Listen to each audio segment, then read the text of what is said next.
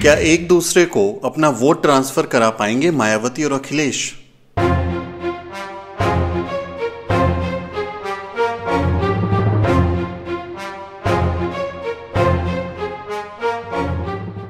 दलित तो मायावती की मान लेंगे, लेकिन क्या यादव अखिलेश की मानेंगे?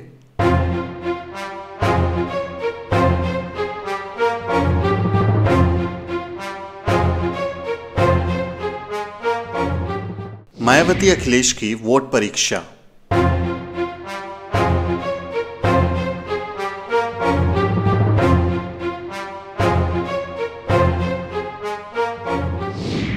यूपी में मायावती और अखिलेश ने सॉलिड गठबंधन तो कर लिया, लेकिन अब इन दोनों नेताओं की वोट परीक्षा होनी है। दोनों के सामने सबसे बड़ी चुनौती ये है कि वो चुनावों में अपना वोट एक दूसरे को दिला पाएं। महागठबंधन की सफलता पूरी तरह से वोट ट्रांसफर पर निर्भर करती है। पिछले 25 साल से एसपी और बीएसपी एक दूसरे के खिलाफ राजनीतिक अखाड़े में ताल ठोकते आए हैं। दोनों ही पार्टियों के कार्यकर्ता और वोटर एक दूसरे के कट्टर विरोधी भी रहे हैं। लेकिन अब नए समीकरण में 25 साल का माइंडसेट कितना बदलेगा, इस पर सभी की नजर रहेगी। वैसे गोरखपुर, फूलपुर और कैराना लोकसभा उपचुनाव में दोनों पार्टियों के बीच औपचारिक गठबंधन नहीं था, लेकिन फिर भी दोनों की जोड़ी कामयाब रही। लेकिन ये भी याद रखना होगा कि उस वक्त समाजवादी पार्टी के उम्मीदवार मैदान में थे और बीएसपी के वोटर्स ने उन्हें सपोर्ट किया था। लेकिन इस बार मायावती के उम्मीदवार भी मैदान में हैं, इसलिए ये देखना होगा कि अखिलेश के पक्के वोटर्स भी बीएसपी उम्मीदवारों को वोट करें। वैसे राजनीति पर नजर रखने वालों का मानना है कि बसपा के लिए ऐसा करना आसान होगा, पर सपा के लिए अपने वोट बैंक को शिफ्ट कराना थोड़ा मुश्किलों से भरा होगा। दरअसल मायावती अपना वोट ट्रांसफर कराने में माहिर हैं। किसी भी चुनाव में जब भी बहुजन समाज पार्टी का गठबंधन किसी से हुआ तो वो अपना वोट बैंक पूरा का पूरा सहयोगी दल को ट्रांसफर करवा देती थी। मायावती का आदेश उनके वोट बैंक के लिए ब्रह्म वाक्य जैसा है। बहन जी ने कह दिया तो उनके वोटर सुबह उठेंगे, मुंह धोएंगे और नाश्ता करने से पहले वोट डालकर चले आएंगे। जबकि अखिलेश का यादव वोट बैंक थोड़ा इधर उधर हो सकता है। अखिलेश यादव को अपना कोर वोट बैंक शिफ्ट कराने के लिए मशक्कत करनी होगी। वैसे यादवों को अब यकीन हो गया है कि समाजवादी पार्टी या बीएसपी से बाहर जाना उनके लिए अच्छा नहीं होगा। सामाजिक समीकरण के हिसाब से बसपा और सपा की जोड़ी पहले भी हिट रही है और ये तय माना जा रहा है कि भारतीय जनता पार्टी को इसका खामियाजा भुगतना होगा।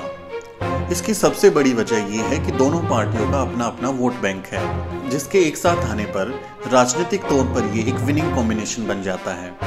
हम 1993 का उदाहरण ले सकते हैं, जब पहली बार काशीराम और मुलायम सिंह ने हाथ मिलाया था। उस वक्त नारा लगा था, मिले मुलायम काशीराम, हवा में उड़ गए जय श्री राम।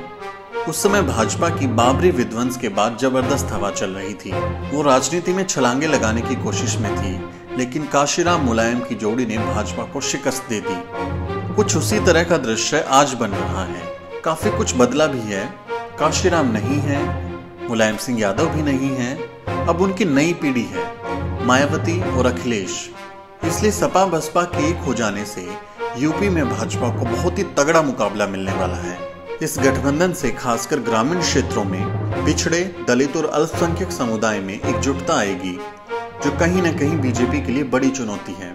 मुस्लिम मतदाता भी बीजेपी को हराना चाहते हैं, इसलिए वो महागठबंधन को ही वोट करेंगे, क्योंकि सबसे मजबूत महागठबंधन ही है। लेकिन इन सब के बीच वोट ट्रांसफर पर सबका ध्यान रहेगा। इसलिए मायावती पहले दिन से ही ये बात कह रही हैं कि एसपी बीएसपी आरएलडी गठबंधन को विजयी बनाना है। खुद लोकसभा चुनाव न लड़ने पर भी मायावती ने कहा था कि उनका मकसद सिर्फ और सिर्फ बीजेपी को हराना है और वो चाहती हैं कि महागठबंधन का हर उम्मीदवार जीते। मायावती बार बार अपने समर्थकों को ये संदेश दे रही हैं कि एकजुट होकर मतदान करना। उन्होंने ट्विटर पर लिखा, बीजेपी के नेतागण एसपी सपा आरएलडी गठबंधन के हाथों हार से इतने ज्यादा भयभीत हैं कि वे आए दिन मुद्दों के बजाय गठबंधन व इसके शीर्ष नेताओं के खिलाफ जातिवादी व अनर्गल बयानबाजी ही करते रहते हैं। जिसके उकसावे में नहीं आना है, वह चुनाव में अच्छा रिजल्ट दिखाकर इन्हें मुंह तोड़ जवाब देना है। यही नहीं, भीम आर्मी के संस्थापक चंद्रशेखर को बीजेपी का एजेंट बताते हुए भी मायावती ने हर वोट के सही इस्तेमाल की अपील की थी। उन्होंने ट्विटर पर लिखा था, बीजेपी ने गुप्तचरी के लिए पहले चंद्रशेखर को बीएसपी में भेजने का प्रयास किया, लेकिन उनका यह षड्यंत्र विफल रहा।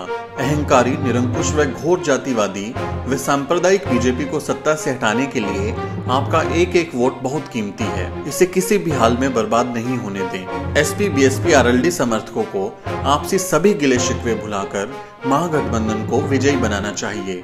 दोनों नेताओं की बात कितना असर दिखाती है, ये तो नतीजों वाले दिन यानी 23 मई को ही पता चलेगा।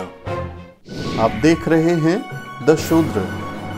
बहुजन समाज से जुड़ी तमाम खबरों को जानने के लिए सब्सक्राइब करें हमारा चैनल और बेल आइकन को प्रेस करना ना भूलें, ताकि हमारे नए वीडियो की जानकारी आप तक सबसे पहले पहुंच सके।